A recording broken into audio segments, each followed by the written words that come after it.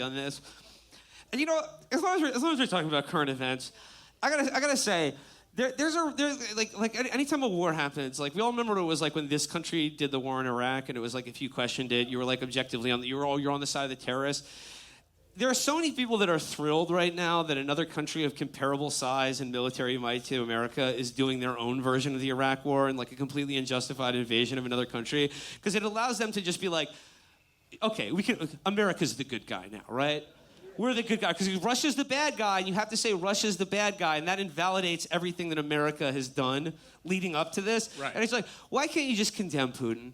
Why can't you just condemn Putin? Well, it's like, okay, I do. Fine. I condemn my own government, but it does fuck all. What is it going to do for Russia?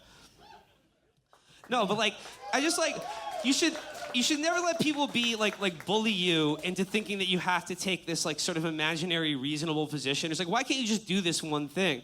Well, if you let people push you around by that, like it's never going to be good enough for them. It's never going to be good enough. And if like, what they want you to do is just support an escalation of this war, which I'm sorry, I'm not going to, and no one should. Even, it doesn't matter if you say you're against the invasion, as virtually everyone I know has. They're going to act like you didn't say it so they can keep fucking talking. Because they are so excited to have a war like this where America is not, in their minds, one of the bad guys. No matter what, you cannot jump when they tell you to fucking jump. And in 5 years, when some Frankenstein collection of right-wing militias is terrorizing Ukraine just like it has, using our weapons, and they pretend like they weren't riding this fucking wave, you better remember.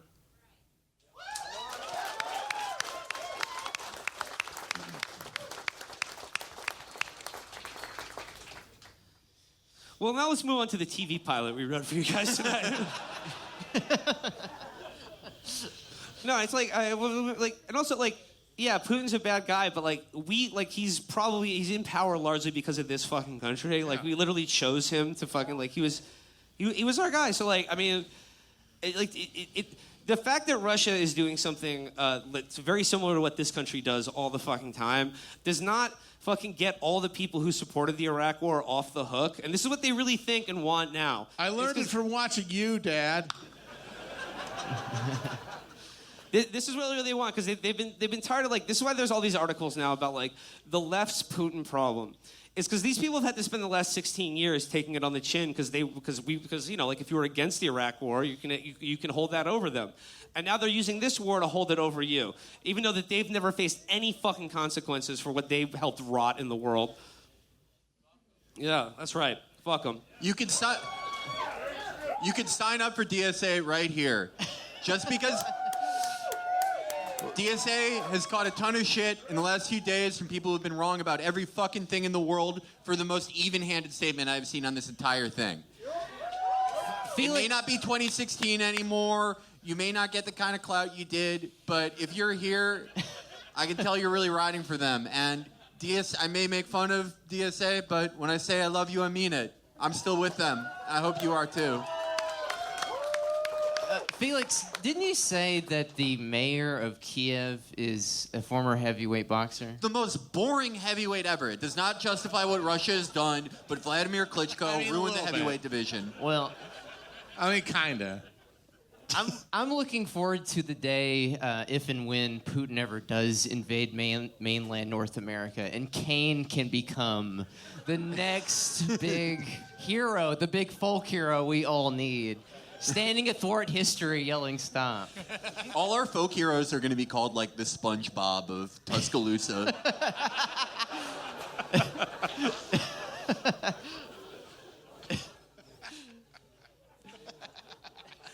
All right, let's enough serious talk. Let's get silly. Let's get silly tonight. So, all right, here's a question for the audience. How many of you are familiar with a little TV show, little television program called Justified? That's what we like to hear. Thank God, otherwise this bit would have bombed. But, Terrence and Tom, you guys are Justified heads. For anyone in the audience tonight who's maybe not familiar with the saga of U.S. Marshal Raylan Givens, how would you describe the television show Justified? Recently divorced man lives in a town that the TV show insists on telling you is rural, but is actually just a mid-sized town.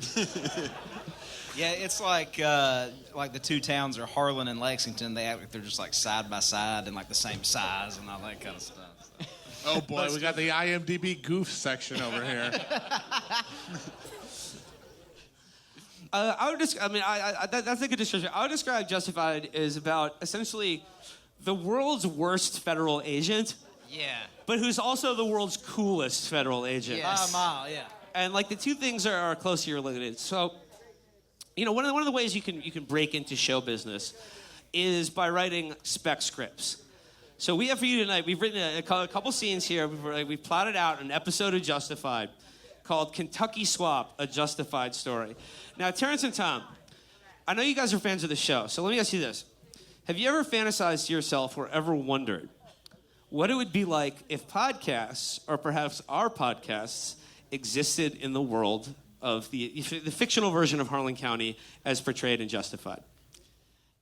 Very often. More frequently than you would think, yeah. Well, you have no idea. I podcasted with Felix from the Hardys in Harlan one time. It was a very special day. Terrence and Tom, you're in luck tonight because if our podcast did exist in Harlan County, Kentucky, I think it might sound a little something like this.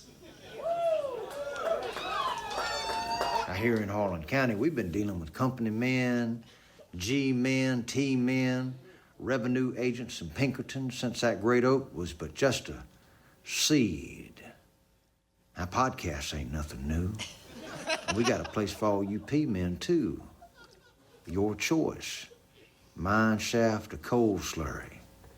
That don't make no difference to me. Now, I was keeping this a surprise to you. That was actually Walton Goggins doing that line read.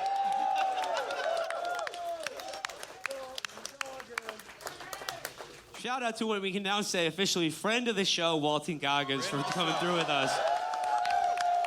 The most godly actor working in TV and movies today, in my opinion. Walton Goggins is the absolute man. Now, originally when we pitched in this idea, I was hoping it would be like sort of a cameo-style iPhone video, but he is such an insane perfectionist that if he's going to do the Boyd Crowder character, he needed to be like in full Boyd Crowder attire.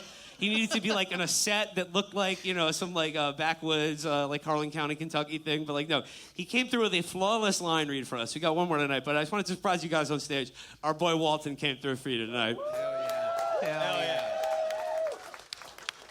The absolute king. Maybe the best TV actor of my lifetime, maybe ever. And we are so happy to drag him down with us. We are so happy to take a uniquely talented, charismatic, and nice person, a great actor, and force him to co-star in a movie with Steven Seagal just by association with us.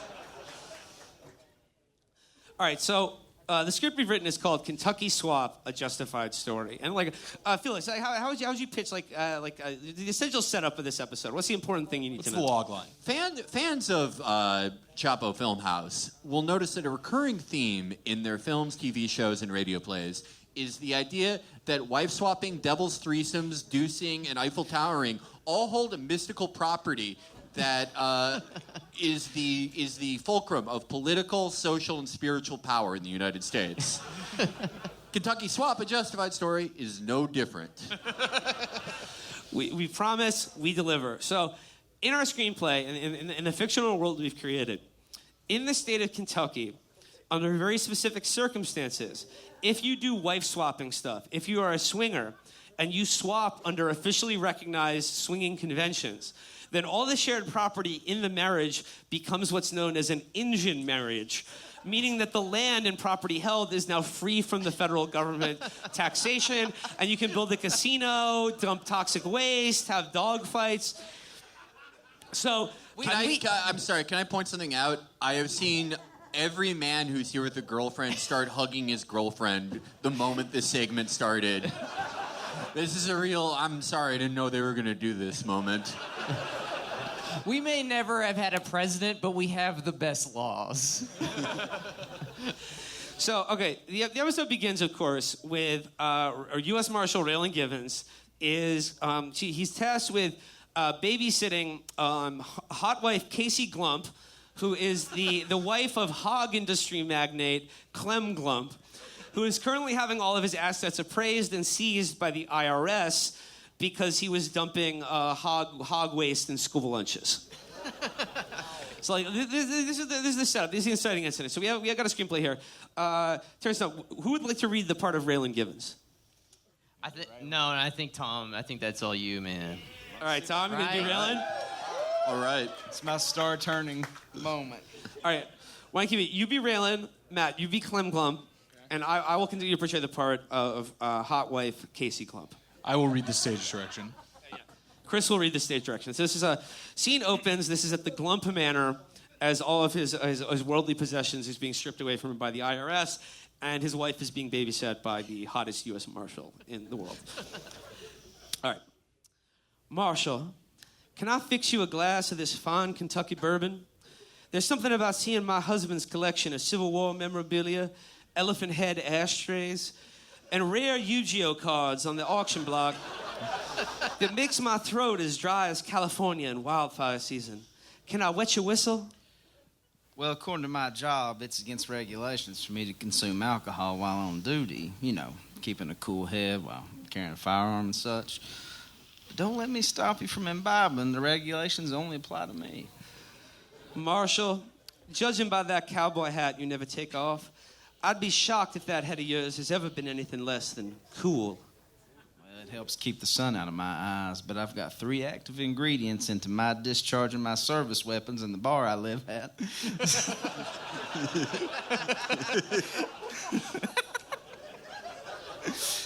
So my boss, my ex-wife, and the several dozen people I've shot over the last month might beg to differ with your assessment of the temperature of my noggin. Well, what's the point of having a head if you can't lose it every now and again? Clem walks in a huff. Marshal, you tell those IRS boys of yours they gotta wear gloves before handling my precious collector's items. One of them got barbecue sauce on my Shonen Jump Championship Series Doom Caliber knot card. I swear there ain't no more freedom in this country if a businessman gets his finest possessions stripped from him simply for disposing of hog waste in school lunches. Those kids love their pulled pork sandwiches. Forgive my husband, Marshal. Sometimes I think he attends to the needs of his hog waste and Yu-Gi-Oh cards more than the certain needs a wife may have. Well, that's a fine and rare card, Mr. Glump. But you see, the thing is, when you declared bankruptcy and took a plea, they became the government's baseball cards. Yu-Gi-Oh cards, boy! That's Yu-Gi-Oh cards! You say go, I can't leave. It's my job, but I do appreciate the sentimental value. I had a Nolan Ryan rookie card. I love that card, but my daddy sold it to me and... I'm sorry. He sold it to buy into an MLM that sold sawdust pills as vitamin supplements. That's a sad story, Marshal, but I can see you're overcome by your tragic upbringing to become a man of taste and character. Perhaps my wife can show you a few cards from my private stock. Casey ushers Raylan away into a secret room with a bed, mirrored ceiling, and the rare Blue Eyes White Dragon first edition card. I sure hope I haven't put you in an awkward position, what with your husband being ruined and unwilling to satisfy you. This is just the first of several awkward positions I'm going to need you to fill. Now, there's not any regulations against sleeping with material witnesses in federal investigations, is there? Not the last time I checked. Raylan ignores his explicit instructions not to have with the wife. But while pumping away, he notices Clem is watching. That's a mighty fine stroke you got, Marshal. Not since I watched Kaylee have sex with that Hulk Hogan have I been this impressed. In the ensuing confusion, Casey and Clem get the drop on Raylan, brain him with a frying pan, and make their escape. All right, scene. That's the end of the first scene. And now, like in the intervening action here, like we said, I was like, so Clem and Casey, they make their escape, but as they're escaping, none other than the nefarious Dixie Mafia middleman Win Duffy absconds with Casey and kicks Clem into a private stock of his own special reserve hog waste. At this point in our notes here, we said, it should be revealed at this point that Clem is played by a ludicrously overqualified actor like Sir Ben Kingsley or Jeremy Irons. All right, next scene is, of course, Raylan. He screwed it up again. So he's in the office and he's being reamed out by his boss Art, the boss of the Lexington, Kentucky U.S. Marshal's office. Terrence, you want to do Art for this scene? I'll be Art. Yes. You be Art. Tom, you keep it Raylan, and Felix, you want to be the FBI guy? Would love to. All right. When you walk in, I gotta be like this. Hat or. Yeah, give the swag of Art. Yeah. Okay. The Nick Cersei swag. Scene opens in Art's office. Art and an FBI stiff are reaming out Raylan for letting Clem and Casey escape. Raylan, just what about my order to you not to have sex with the hot wife? Did you not understand? Did I mistake you for someone with a working understanding of the English language? I guess it's one of those things like the scorpion and the frog. The scorpion had sex with witnesses because it's his nature. And Art, you can't go against nature. You're a regular David Attenborough, Raylan. But your stinger has got you in more trouble than with just me. The frog in this little fable you're spinning, our friends in the FBI, are furious. Marshal Gibbons, we are less than optimally pleased with your performance. Well, the husband seemed to think my performance was up to snuff.